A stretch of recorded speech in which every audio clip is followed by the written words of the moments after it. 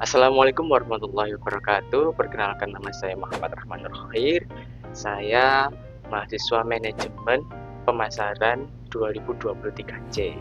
Nah, di sini saya ingin sedikit membahas tentang hukum bisnis, tata cara perizinan usaha dagang seperti itu. Jadi saya ingin menjelaskan menggunakan PPT. Oke, lanjut next. Oke, kita udah di PPT-nya. Nah, ini cara pendirian usaha dagang. Oke, lanjut. Nah, apa sih usaha dagang itu? Nah, usaha dagang itu bentuk usaha yang dimiliki oleh satu orang, bergerak di bidang perdagangan, jual beli barang aja. Kemudian bukan badan hukum dan juga harta yang digunakan pribadi maupun harta usaha itu tidak dipisahkan. Jadi harta pribadi maupun harta usaha itu jadi satu, digabungkan. Nah, contohnya ada toko sembako, ada toko pakaian, peralatan, pokok yang dimana itu hanya menjual dan membeli barang. Nah, seperti itu. Lanjut. Nah, ciri-ciri usaha dagang dan legalitas yang diperlukan. Yang pertama, ciri-cirinya itu dimiliki oleh satu orang. Kemudian modal berasal dari pemilik, pengelolaannya sederhana. Oke, keuntungannya menjadi pemilik, keuntungannya milik pemilik. Untuk tanggung jawab pemilik tidak terbatas. Untuk legalitas yang diperlukan, yang pertama pasti NIB, nomor induk berusaha. Oke, NIB nomor induk berusaha, kemudian ada NPWP, nomor pokok wajib pajak ya. Kemudian ada sertifikat standar jika diperlukan. Dan yang terakhir ada izin usaha tertentu sesuai bidang usahanya. Nah, oke, next. Nah, dokumen yang harus disiapkan. Yang pertama ya, teman-teman kalau ingin mendaftarkan usaha kalian di usaha dagang ini ya, yang paling pertama yaitu adalah KTP pemilik dari usaha tersebut. Gitu. Kemudian kartu keluarganya, kemudian NPWP pribadinya, oke. Kemudian jangan lupa email dan nomor aktif. Alamat usahanya di mana, nama usahanya apa, dan bidang usahanya itu yang bagaimana. Seperti itu, oke.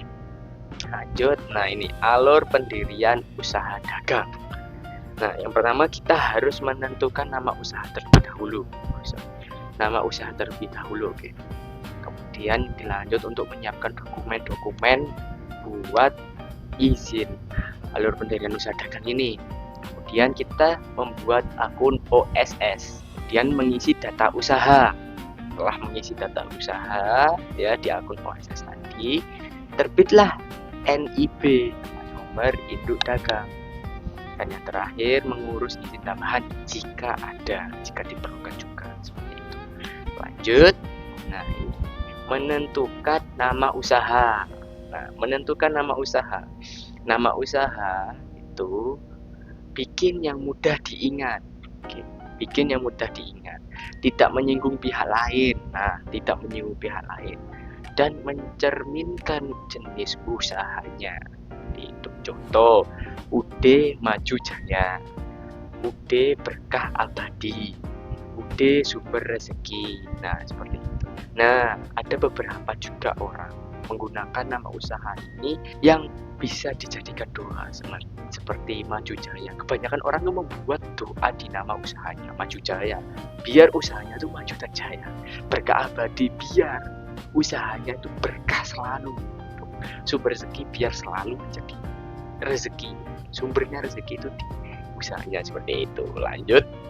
Nah, ini pendaftaran melalui OSS. Nah, ini bisa dilihat ya, pendaftaran melalui OSS. Tahapan-tahapannya, yang pertama itu membuat akun OSS. Kemudian tahapan selanjutnya mengisi data pemilik, mengisi data usaha, memilih KPLI, yaitu jenis usahanya kayak gimana, lalu menerbitkan NIB. Nah, ini kalian lihat daftar NIB, ada gambar di sebelah samping sana ya, samping sana harusnya. Nah, itu kalian kunjungi laman www.oss.go.id. Nah, pilih masuk. Nah, masukkan username dan password beserta kode. Nah, kalau kalian belum punya akunnya, kalian daftar. Setelah daftar, kalian masukkan username dan password. Oke. Nah, kalau sudah, kalian klik masuk. Kalau udah, klik menu perizinan berusaha. Permohonan baru lengkapi data-data yang ada. Oke, data pelaku usaha, bidang usaha, detail bidang usaha, produk ataupun jasa dari usaha tersebut. Nah, kemudian jangan lupa periksa daftar produk ataupun jasa, data usaha, daftar kegiatan usahanya, seperti itu. Nah, ini ada step by stepnya. Nah, untuk yang selanjutnya, periksa dan lengkapi dokumen persetujuan. Nah, kemudian yang nomor 9, pahami dan centang pernyataan mandiri. Periksa draft perizinan berusaha, dan terakhir perizinan NIP terbit. Seperti itu. Oke, next. Nah, ini ada kelebihan dan kekurangannya. Nah, kita bahas kelebihannya dulu.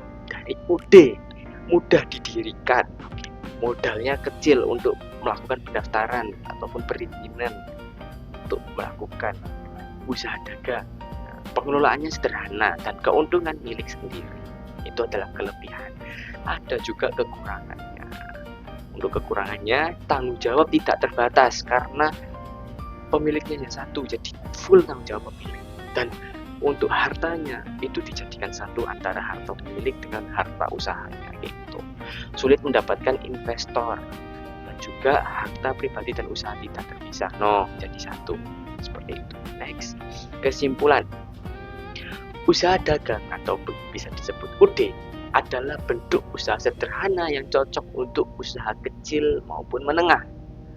Nah, legalitas utama yang harus dimiliki adalah NIP, nomor induk berusaha. Seperti itu.